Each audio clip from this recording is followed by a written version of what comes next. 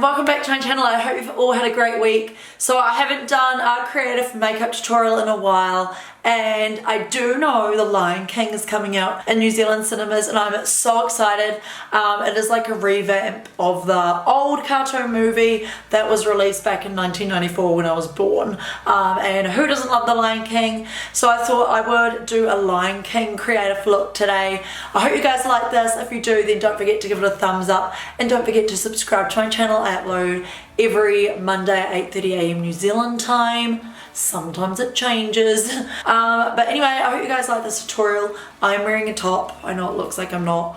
I feel like very classic 80s gal right now with these lashes and with this lipstick. By the way, these are the feline lashes from XO Beauty. I really like how they flare out, and I wanted to look extra like feline-y with this Lion King look. But yeah, I hope you guys like this tutorial. I don't know how long it's going to take. Let's hope it's not going to take too long. I'm just going to put music over it because it's going to take ages. So yeah, let's get straight into the tutorial.